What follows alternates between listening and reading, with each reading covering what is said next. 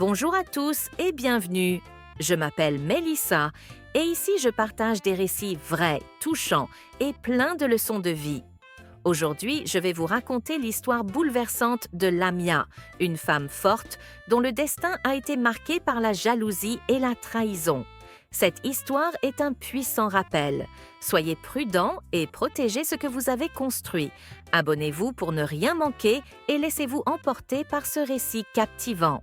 Il était une fois, dans un petit village paisible du Togo, une jeune femme nommée Lamia. Dès son jeune âge, elle s'était battue pour s'élever au-dessus des limites imposées par sa condition. Intelligente, déterminée et dotée d'un sourire qui illuminait les cœurs, elle avait rapidement attiré l'attention de Jacques, un jeune homme ambitieux de la capitale. Leur histoire d'amour avait commencé comme dans un conte de fées. Jacques était gentil, attentionné et partageait les mêmes rêves qu'elle, bâtir un avenir radieux. Après leur mariage, ils avaient décidé de tenter leur chance à l'étranger. Ce fut un pari risqué, mais leur détermination leur avait permis de surmonter les épreuves. Ensemble, ils avaient travaillé sans relâche, accumulant des économies qu'ils avaient judicieusement investies dans leur pays d'origine. 2 maisons somptueuses avaient vu le jour, accompagnées de terrains en périphérie. Ces biens, pour eux, étaient le symbole de leur amour et de leur sacrifice. Mais la réussite vestimentaire toujours les regards envieux. Lamia, par prudence, avait progressivement coupé les ponts avec sa propre famille. Elle avait grandi en entendant des histoires sur le mauvais œil, cette jalousie invisible qui pouvait détruire des vies.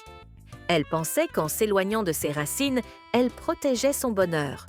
Jacques, de son côté, insistait pour qu'elle s'intègre pleinement dans sa belle famille.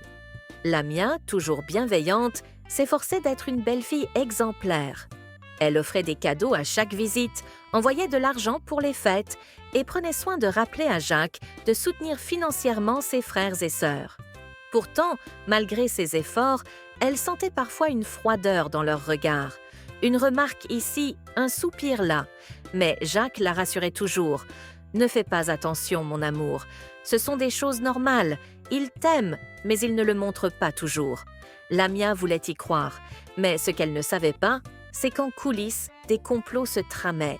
Après 8 années passées à l'étranger, Jacques a suggéré qu'il était temps de rentrer temporairement au pays pour superviser leurs projets immobiliers. Lamia était ravie à l'idée de voir enfin les fruits de leur dur labeur. Dès leur arrivée, la famille de Jacques les accueillit avec de grandes fêtes. Les rires résonnaient, les repas étaient somptueux et tout semblait parfait en apparence. Cependant, Lamia remarque des petits détails qui la mettaient mal à l'aise. Une conversation qui s'arrêtait brusquement lorsqu'elle entra dans une pièce. Des regards échangés entre belles-sœurs lorsqu'elle parlait. Et surtout, une tante de Jacques qui lui lance un jour, entre 2 sourires, « Tu profites bien de la vie avec Jacques, hein ?» Mais souviens-toi, toi, dans cette famille, tout reste dans le sang. Lamia ne comprend pas immédiatement la signification de cette phrase, mais un malaise s'installe en elle. La belle famille voyait en Lamia une usurpatrice.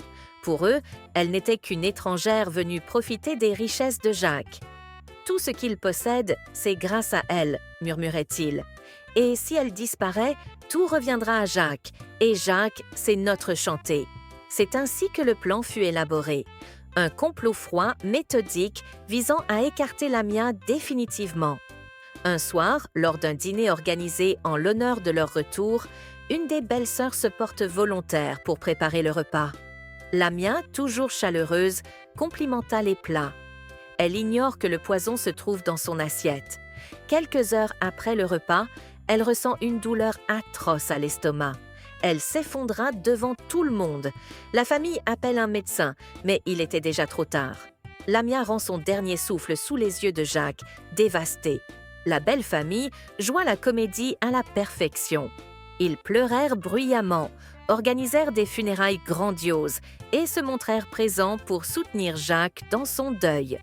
Mais à peine le corps de Lamia mis en terre, leur véritable nature se dévoila.